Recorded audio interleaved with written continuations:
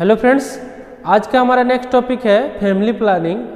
Family planning क्या है इसके बारे में हम बताएंगे।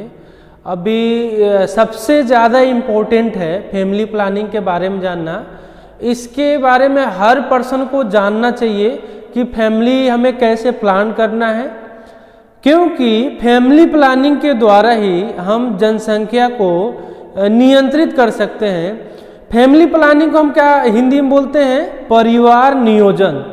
मतलब परिवार को हमें कैसे बनाना है, नियोजित करना है, उसी को हम बोलते हैं परिवार नियोजन। तो 1970 की बात किया जाए तो उस समय क्या था कि 2 या 3 या 4 इतना बच्चे लोग क्या कर रहे थे, पैदा कर रहे थे। लेकिन 1980 की बात किया जाए, 1980 की बात किया जाए तो उस समय हमारे दो का मतलब नारा लगने लगा, मतलब कि हाँ हमें 2 ही बच्चे करने हैं, ये गवर्नमेंट के रूल आ गई।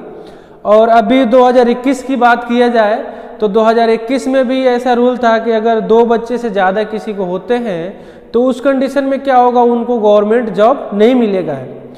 इसलिए फैमिली प्लानिंग हम देखें तो बी फार्मा में भी पढ़ते हैं, डी फार्मा में भी पढ़ते हैं, BSc nursing, GNM, ANM, master में आ जाइए तो एमबीबीएस की बात किया जाए, बीडीएस की बात किया जाए, तो सारे स्टूडेंट जो है फैमिली प्लानिंग पढ़ते हैं। इसके साथ साथ और जो लोग नहीं जानते हैं उनको भी फैमिली प्लानिंग के बारे में जानकारी होनी चाहिए। इस पर्पज से हमने इस टॉपिक को उठाया और ये हमारे सिलेबस में भी है। इसलिए हम आज फैमिली प्लानिंग को बताएंगे कि हमें परिवार को कैसे नियोजित करना है और कैसे परिवार को कब हमें बच्चे चाहिए, कब नहीं चाहिए, वो सारे चीज़ इस मेथड के द्वारा हम आपको बताएंगे। ओके, तो अगर आपने मेरे चैनल को सब्सक्राइब नहीं किया है तो सब्सक्राइब कर ले, ताकि ये वीडियो हर एक पर्सन को जाए और सारे लोग फैमिली प्लानिंग के बारे में समझें। जो चीज़ नहीं समझ में आ रही है आप मेरे कमेंट बॉक्स में कमेंट करें, फिर हम उसको आपको बताने की कोशिश करेंगे। ओके, और रही बात पढ़ने की, तो पढ़ने के लिए ये अभी हमने आपको बताया BSc nursing, GNM, ANM, D pharma, B pharma, यहाँ तक ये सारे सिलेबस में है। तो ये सारे स्टूडेंटों के लिए भी क्या है, इम्पोर्टेंट है। तो देखेंगे फैमिली प्लानिंग, पहले इसका डेफिनेशन देखेंगे। डेफिनेशन हमने 2 लिखा है, एक बड़ा लिखा है, एक छोटा सा लिखा है। बड़ा में क्या है, family planning is a planning of when to have children and the use of birth control and other technique to implement such as plans. इसका मतलब यह है कि फैमिली प्लानिंग वो है जो बच्चे को हम चाहते हैं उस बर्थ को हम कंट्रोल करेंगे और अपने टाइम के अनुसार जब हमें बच्चे चाहिए तब उस प्लान के द्वारा हम क्या करेंगे, हम बच्चे को पैदा करेंगे। और जब हमें बच्चे नहीं चाहिए तो दूसरे टेक्निक का भी यूज करेंगे। दूसरा डेफिनेशन है avoid unwanted child of birth. हम अनवांटेड चाइल्ड बर्थ को क्या करेंगे, अवॉइड करेंगे, उसको हम बोल देंगे फैमिली प्लानिंग, परिवार नियोजन। अनवांटेड मतलब क्या है कि जिस बच्चे को हम नहीं चाह रहे हैं कि यह पैदा हो, उसी को हम बोल देंगे अनवांटेड बर्थ। अवॉइड करना है उसको, तो उसको अवॉइड करने के लिए इसमें जितने भी मेथड दिए हैं सबके बारे में हम आपको बताएंगे। तो फैमिली प्लानिंग के मेथड में पहला क्या है, टेम्परेरी मेथड, और दूसरा क्या है, परमानेंट मेथड। दूसरा क्या है, परमानेंट मेथड, और पहला क्या है, टेम्परेरी मेथड। टेम्परेरी मतलब ऐसा मेथड जो कुछ टाइम के लिए हो, मतलब आप 1 महीने या 1 दिन या 1 घंटे के लिए यूज कर सकते हैं। बट परमानेंट मेथड में क्या करेंगे आप, बाय द ऑपरेशन के द्वारा, जो ट्यूबेक्टमी, बेसेक्टोमी का नाम आप लोग जानते होंगे, उसके द्वारा उसको क्या करेंगे, टाई अप करके परमानेंट के लिए उसे ऑपरेट कर देंगे। उस कंडीशन में आप चाह के भी बच्चा नहीं पैदा कर सकते। ठीक है, अब हम देखेंगे टेम्पररी मेथड में कौन कौन से आते हैं। टेम्पररी में पहला है नेचुरल मेथड, दूसरा है बायोलॉजिकल मेथड, तीसरा है केमिकल मेथड, चौथा है मैकेनिकल मेथड और 5वां है हार्मोनल मेथड। बात की जाए नेचुरल मेथड की तो नेचुरल मेथड जो है एकदम नेचुरली होगा, उसमें कोई खर्चा नहीं होता है, ये सिर्फ नेचुरल के द्वारा होगा। जैसे क्वाइट्स मेथड, नेचुरल मेथड में पहले क्या है, क्वाइट्स मेथड।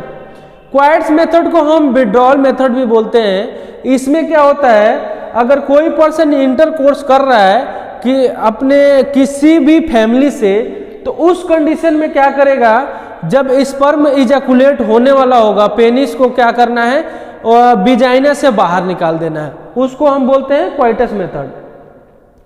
दूसरा है LAM मेथड। LAM मेथड में लैक्टेशन एमनोरिया मेथड। इसमें क्या है, अगर कोई मदर अभी ब्रेस्ट फीडिंग कर रही है, मिल्क फीडिंग कर रही है, तो उस कंडीशन में हमें बच्चे नहीं चाहिए, तो उसको भी हमें क्या करना है, अवॉइड करना है। तीसरा है अब्सिस्टेंस। अब्सिस्टेंस में क्या होता है, हमें किसी भी रिलेशनशिप में आना ही नहीं है, मतलब सेक्सुअल रिलेशन में नहीं आना है, इसको हम बोलते हैं अब्सिस्टेंस। इस मेथड के द्वारा हम क्या करेंगे, अपने प्लानिंग को परमानेंट रखेंगे। दूसरा है safe period method. Safe period method में क्या है, ये नेचुरली होता है, लोग समझ नहीं पाते हैं कि कब हमें इंटरकोर्स करना चाहिए, कब सेक्स करना चाहिए, कब नहीं करना चाहिए। तो ये पीरियड के दौरान, मतलब मेंस्ट्रुएशन साइकिल जब आता है, तो उसमें unsafe period, safe period, ovulation, ये सारे पीरियड होते हैं। उसमें हमें समझना होता है कि किस पीरियड में हमें सेक्स करना है या इंटरकोर्स करना है। तो इसको भी समझ के हम क्या करेंगे, एक नेचुरल मेथड के द्वारा हम अपने फैमिली प्लानिंग को क्या कर सकते हैं, प्लान कर सकते हैं। इसमें सबसे ज़्यादा इंपॉर्टेंट है सेफ पीरियड मेथड और क्वाइटस मेथड। तो सेफ पीरियड मेथड को हम आपको बताएंगे जब मेंस्ट्रुएशन साइकिल पढ़ाएंगे तो उसमें बताएंगे। दूसरा नेक्स्ट है बायोलॉजिकल मेथड। बायोलॉजिकल मेथड में क्या है, कैलेंडर मेथड या mucus cervical method. Calendar method में मैं अभी बताया मेंस्ट्रुएशन साइकिल कब आ रही है, इसके ऊपर डिपेंड करता है। तो कैलेंडर में भी मान लीजिए हम देखेंगे कि 2 तारीख को हमें क्या आ रहा है, MC आ रहा है, या 3 तारीख को आ रहा है, तो 3 दिन 4 दिन MC रहता है, उसके अकॉर्डिंगली जब हम वो मेंस्ट्रुएशन साइकिल पढ़ाएंगे तो कैलेंडर मेथड भी बता देंगे। लेकिन ये भी ध्यान रखिए, कैलेंडर मेथड में भी हमें देखना होता है कि कब उसका MC आ रहा है, कब सेफ पीरियड है, कब अनसेफ पीरियड है, उसके द्वारा हमें इंटरकोर्स करना है। म्यूकस सर्वाइकल मेथड में क्या होता है, जो बेजीना होता है, बेजीना से क्या होता है, अगर म्यूकस लसलसा पदार्थ निकल रहा है तो उस कंडीशन में हमें क्या करना है, इंटरकोर्स नहीं करना है, क्योंकि ये इंडिकेट करता है कि अगर उस कंडीशन में आप इंटरकोर्स करते हैं तो लेडी क्या हो सकती है, प्रेग्नेंट हो सकती है। ठीक है। देन नेक्स्ट है मैकेनिकल मेथड। मैकेनिकल मेथड में क्या है, फीमेल कंडोम और दूसरा है मेल कंडोम। कॉपर टी है, UIDS है। फीमेल कंडोम का यूज करके हम फैमिली प्लानिंग कर सकते हैं, मेल कंडोम का भी यूज करके फैमिली प्लानिंग कर सकते हैं। कॉपर टी होता है, जो कॉपर टी को क्या करते हैं, फैलोपियन ट्यूब में इसको सर्विक्स में क्या करते हैं, फिक्स कर देते हैं, और फिक्स करने के बाद वो अगर कोई पर्सन इंटरकोर्स करता है तो क्या होगा, वो बेबी या फिर लेडी प्रेग्नेंट नहीं होगी। ये देखिए कॉपर टी हमने यहाँ दिखाया, ये टी का आकार होता है। कॉपर टी कैसे होता है, टी का आकार होता है। जब फैलोपियन टी, इसके बारे में, कॉपर टी के बारे में हम पढ़ाएंगे तो पूरा डायग्राम बना के अच्छे से बताएंगे। नेक्स्ट है IUDS।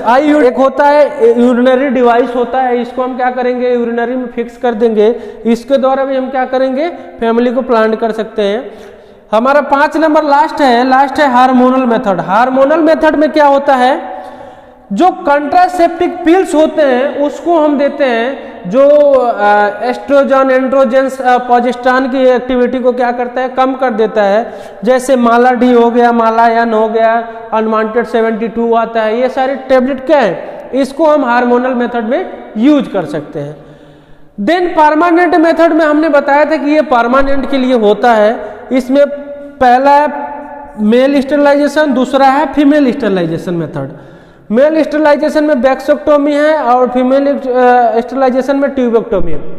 वैसेक्टोमी में क्या होता है, टेस्टिस के जो जहां से स्पर्म बन के निकल रहा है, उसके जो जहां से स्पर्म, जैसे मान लीजिए ये टेस्टिस है और यहाँ से क्या हो रहा है, स्पर्म निकल रहा है, तो इसको जो जहां से स्पर्म निकल रहा है, इसको क्या करते हैं, टाई अप कर देते हैं। इसको यहाँ पे टाई अप कर देते हैं।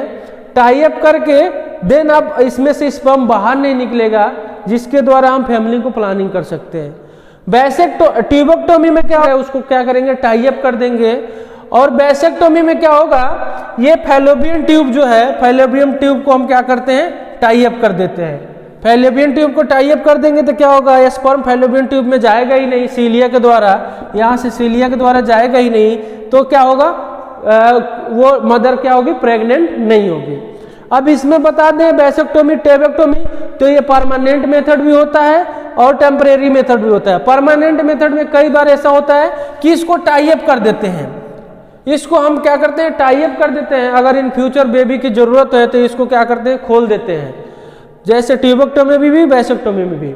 लेकिन आजकल क्या होता है, डायरेक्ट जो फैलोपियन ट्यूब या ओवरी होता है उसको क्या करते हैं, काट के बाहर निकाल देते हैं, तो वो भी क्या होता है, परमानेंट मेथड में आता है।